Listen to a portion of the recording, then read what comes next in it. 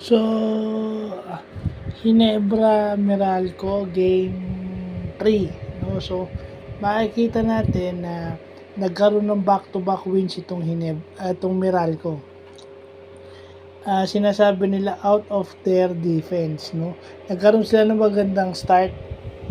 Alain Maliksi got 11 straight points. At doon na nagsimula yun, and even their defense, no? Kung si Christian Steinhardinger umiscore na 41 points ngayon, limited na siya to only 10 points. At makikita na natin yung lineup na itong Meralco ngayon na tumatapat na dito sa lineup ng Ginebra. Okay, may mga injured players pa at itong Ginebra no? Yun yung sinasabi na hindi ka kasi gumagamit ng players mo na hindi mo minamaximize yung paggamit ng players mo. Kumbaga short rotation ka, kagaya kay Pringle, di ba parang na-injured pa ata si Stanley. So kung off-rhythm si Stanley, off-rhythm si Stan, Japet got a quite good game compared do sa last game niya. Mas maganda yung laro niya ngayon. I think Ginebra should start with LA, no? Kasi maganda naman yung ginagawa ni LA sa loob. I think LA at saka si Mav. No, si LA at saka si Mav, sana magkasabay 'yon. No?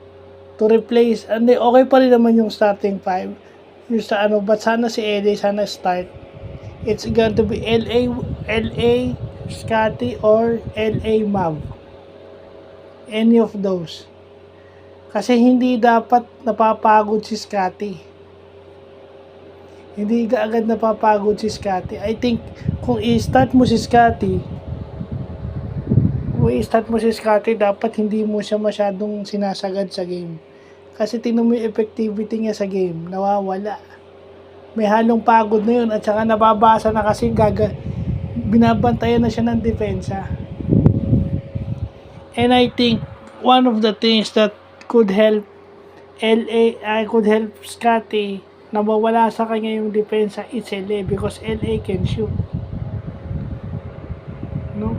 Ang magagawa naman ni LA kay Mav is Mav can just score. No, with LA bringing down the ball, or pag naipit si Mav, pwede niyang hanapin si LA for a 3-point shot. No? And with LA there,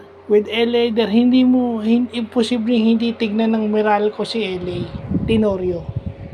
Titignan nila yan. Part na yan ng kanilang scouting report si Tenorio. Parte na yan ng scouting report nila.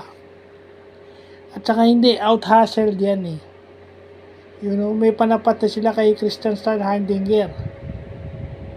Nababasa na nila yung galaw nito. So, para magkaroon lang ng konting change at allow him to have the operating space para malabas niya yung kanyang strength sa game.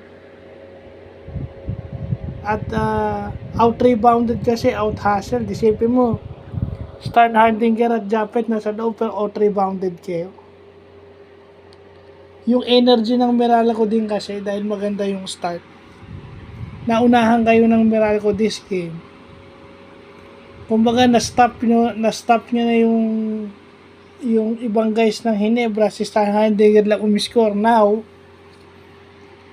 na-stop si Steinhardinger na wala pa sa forma yung Ginebra. So I think LA should start. Start mo si LA . Tingnan mo nung nandun si LA, gumaganda. Pinaliit nga ni LA yung lamang. Yeah. Kasi pag in-start mo si LA, nawawala yung depensa kay Scotty . Nawawala yun.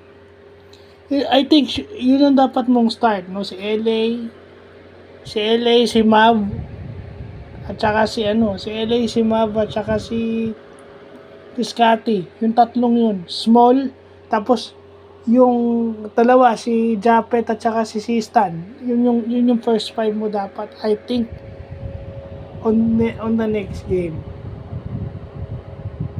Kasi Mab naman can rebound eh.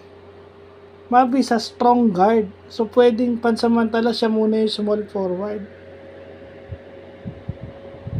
At si Maverick Amisi kasi may experience na yan. Diba? May experience na yan. So, paano mo babantayan yan if Amisi goes off? Mahirap din siyang pigilan. Makikita natin nung nasa converge yan, mahirap pigilan once it's on a groove. I just hope Stanley is okay. No? Sana makalaro pa ulit si Stanley. And sa Meralco, nakita na natin yung lineup nila, yung Bates. Yung Bates, ano yun? Yung Bates is mahirap kontrolin kasi 6'8 eh. Pero taas tumalon. Rebounder yung Bates eh. Rebounder. So, yun yung kailangan ma-address nila, yung rebounding, kailangan ma-address. Kailangan tumulong yung, I think the guards should help in rebounding. Huwag iasa doon sa dalawang malaki. Kasi nagkakaroon ng additional point eh. Dapat do it by a committee. Rebounding by committee. Kasi, ang rebound ng sa Guardia si Scotty. Kawawa naman si Scotty, buong game siya nagugulpe.